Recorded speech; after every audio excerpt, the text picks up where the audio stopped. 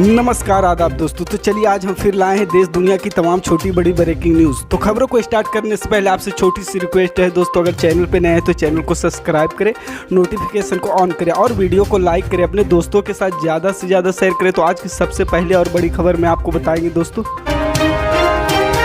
चीन को सख्त संदेश देते हुए रक्षा मंत्री राजनाथ सिंह ने कहा कि अगर भारत को किसी ने नुकसान पहुंचाया तो वो भी बख्शेगा नहीं। इसके साथ ही उन्होंने जोर दिया कि प्रधानमंत्री नरेंद्र मोदी के नेतृत्व में भारत एक शक्तिशाली देश के तौर पर उभरा है और दुनिया की शीर्ष 3 अर्थव्यवस्थाओं में से एक बनने की ओर अग्रसर है। सिंह ने सैन्य फ्रांसिको में भारतीय अमेरिकी समुदाय को संबोधित करते हुए अमेरिका को एक सूक्ष्म संदेश भी दिया कि भारत जीरो सम गेम की कूटनीति में विश्वास नहीं करता और किसी एक देश के साथ उसके संबंध दूसरे देश की कीमत पर नहीं हो सकते। जीरो सम गेम की उस स्थिति को कहा जाता है जिसमें एक पक्ष को हुए नुकसान के बराबर दूसरे पक्ष को लाभ होता है। रक्षा मंत्री भारत व अमेरिका के बीच वाशिंगटन डीसी में आयोजित 2+2 मंत्री स्तरीय वार्ता में भाग लेने के लिए यहां आए थे। इसके बाद उन्होंने हवाई और फिर सैन फ्रांसिस्को की यात्रा की। सिंह ने बृहस्पतिवार को सैन फ्रांसिस्को में भारतीय वाणिज्य दूतावास द्वारा उनके सम्मान में आयोजित एक समारोह को संबोधित करते हुए चीन के साथ सीमा पर भारतीय सैनिकों द्वारा दिखाई गई वीरता का जिक्र किया। रक्षा मंत्री ने कहा कि मैं खुले तौर पर यह नहीं कह सकता कि उन्होंने क्या किया और हमने क्या फैसले लिए, लेकिन मैं निश्चित तौर पर कह सकता हूं कि चीन एक संदेश गया है कि भारत को अगर कोई छेड़ेगा तो भारत छोड़ेगा नहीं।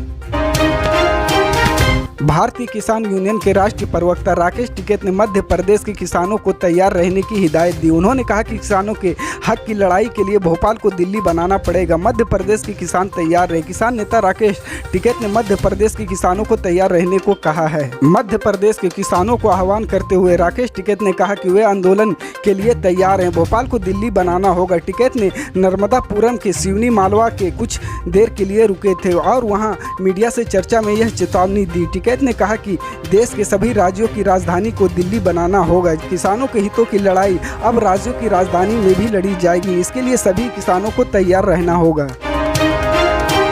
तमिलनाडु के मुख्यमंत्री M.K. स्टालिन ने 23 मार्च को श्रीलंकाई नौसेना द्वारा गिरफ्तार किए गए 13 भारतीय मछुआरों के संबंध में विदेश मंत्री डॉक्टर S. जयशंकर को पत्र लिखा। मुख्यमंत्री ने विदेश मंत्री से तमिलनाडु के मछुआरों को कानूनी सहायता सुनिश्चित करने और उनकी शीघ्र रिहाई को सक्षम करने का अनुरोध किया है। स्टालिन के अनुसार श्रीलंका के स्थानीय अदालत ने मामले की सुनवाई की और इसे 12 मई तक के लिए इसे निर्देश के साथ स्थगित कर दिया। मछुआरों को प्रति व्यक्ति 2 करोड़ रुपये निजी मुचलके पर जमानत पर रिहा किया जा सकता है। एक निषेध राशि मछुआरे इसे कभी नहीं दे सकते हैं। स्टालिन जयशंकर के लिखे पत्र में बताया कि ये सभी मछुआरे वर्तमान में जाफना जेल में बंद है। उन्होंने जयशंकर से गरीब मछुआरों को उनकी मदद रिहाई के लिए सभी कानूनी सहायता सुनिश्चित करने का भी अनुरोध किया है।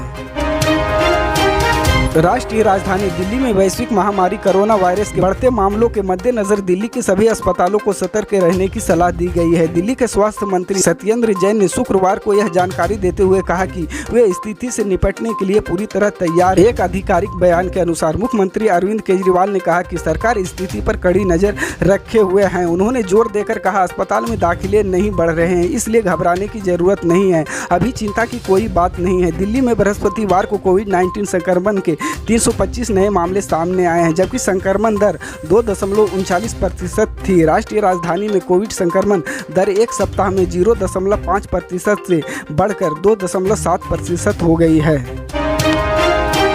गुजरात के खंभात में रामनवमी के जुलूस पर पथराव के बाद हिंसा फैली थी। अब खंभात में जिला प्रशासन ने हिंसा के आरोपियों की संपत्ति पर बुलडोजर चलाया। प्रशासन ने हिंसा की जगह स्थित दुकानों को तोड़ दिया। रामनवमी पर खंभात में हुई हिंसा में एक शख्स की मौत हो गई थी। इससे पहले मध्य प्रदेश के खरगोन में भी हिंसा के आरोपियों और पत्थरबाजों की अवैध संपत्तियों को प्रशासन ने गिरा दिया था। बताया जा रहा है कि दरगाह के सामने स्थित दुकानों को पुलिस प्रशासन ने बुलडोजर चलाकर तोड़ दिया। इस दौरान बड़ी संख्या में पुलिस बल तैनात की गई। इसके अलावा SDM समेत तमाम बड़े अधिकारी भी मौके पर मौजूद रहे। अधिकारियों का कहना है कि यह संपत्ति अवैध थी और यहां आपराधिक गतिविधियां हो रही थी, इसी वजह से एक्शन लिया गया।